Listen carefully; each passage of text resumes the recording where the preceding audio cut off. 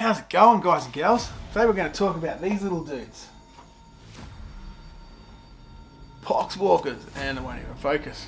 Anyways, whatever. Poxwalkers, stick around.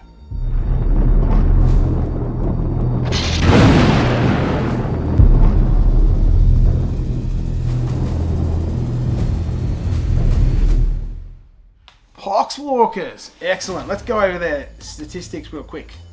We've got a movement of 4 inches, a weapon skill of 4+, ballistic skill of 0, a strength 3, a toughness of 4, a wound of 1, 2 attacks, leadership 4, and save of 7+. These guys are armed with 1 weapon and it's called an improvised weapon. It is range melee, type melee, strength user, AP 0, damage 1, abilities nothing.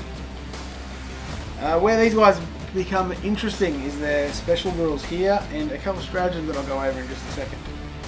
You've got Contagion of Nurgle, so they do lower the toughness of things. That's helpful when you've got strength 3.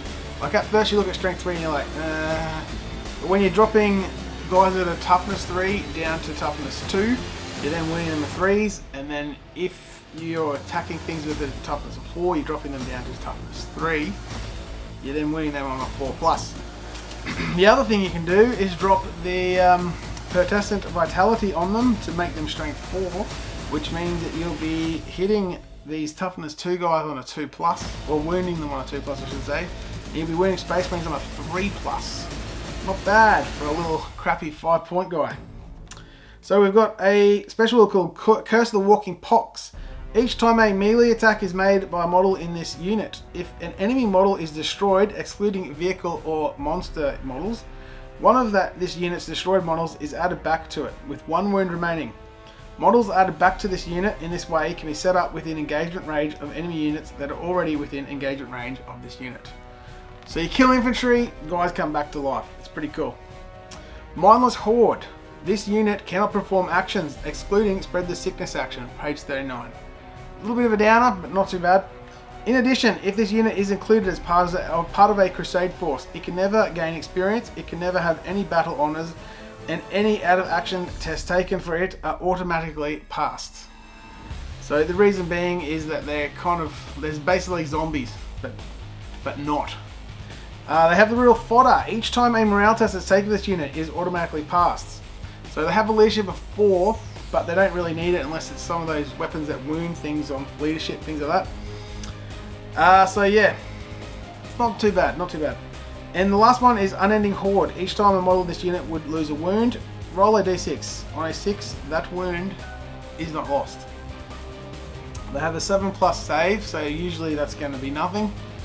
Even if you jump into cover with them, they're going to get a 6+, which most things are AP something, so they're going to die. So that gives them that 6 up, feel no pain, stops them from dying.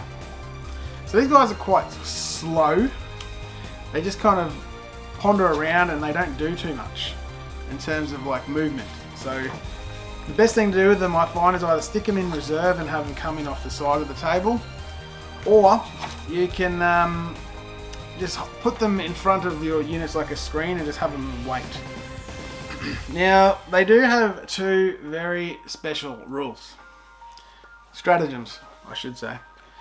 We've got one that is called Mutant Strain. Use this stratagem in the fight phase when a Poxwalker unit from your army is selected to fight. Until the end of the phase, each time an attack is made by a model in that unit, first point, an unmodified hit roll of 6 inflicts 1 mortal wound on that target in addition to any normal damage. Interesting. An unmodified hit roll of 1 inflicts 1 mortal wound on that Poxwalker unit after that fight is resolved. So the Poxwalker, if he rolls a 1 to wound, he takes damage on himself. He can feel no pain that on a 6, so 5 out of 6 will usually die from it, but not too bad. The other thing is though, if you roll a 6 to wound, you're going to put a mortal wound on your opponent, plus you'll be wounding them anyways.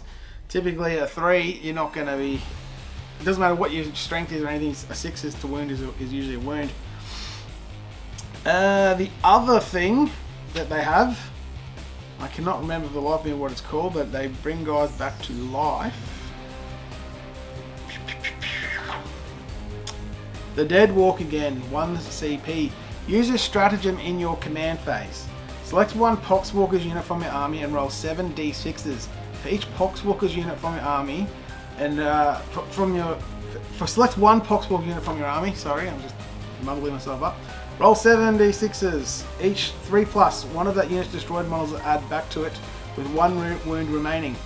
Models added back to the unit in this way can be set up within engagement range of enemy units that are already within engagement range of that unit. Each unit can only be selected for this stratagem once per battle. You can do some sneaky stuff with this. You can roll it off, bring guys back, and you can actually place them so that they become on an objective. You wouldn't have been on that objective at the start of the turn, but then at the end of your command phase, you're actually on that objective, so then you could possibly score 5 points. Now these guys are also OBSEC, so they can actually take objectives off people if they're not also OBSEC. So that's a sneaky little thing you can do with them. Very sneaky. No one minds if you're a little sneaky. That's what your whole job is, playing Death Guard. The other thing that usually works well with these guys is if you take Typhus. He's got a couple of rules that benefit them. Well, he's got a rule. Can't remember what it's called. Master of the Dead Who Walk. While a friendly Poxwalker's unit is within 6 inches of this model, each time a model that unit makes an attack, add 1 to the strength characteristic of that model. So before, when I was talking about that psychic power you put onto them to give them strength 4, this dude just gives it off in an aura, so he can affect, if you position your guys well, all of your Poxwalkers. So if a Space Marine player or someone with toughness 3 comes in, you're then suddenly wounding on 4s, or you're wounding on 3s. Depending on what it is, if you need to, you might be lowering something from strength 5 to strength 4. You can then drop that psychic power on them again, so suddenly you become strength 5, and then you're hitting that toughness 5 thing and wounding it on a 3+. It's pretty cool. So overall, I do rate Poxwalkers pretty good. They're a very cheap unit that can sit on an objective and hold it. I love running them. So yeah, giddy up, take some Poxwalkers, hit the like and subscribe button, and definitely leave some comments because I have definitely left stuff out as per usual. Thank you very much.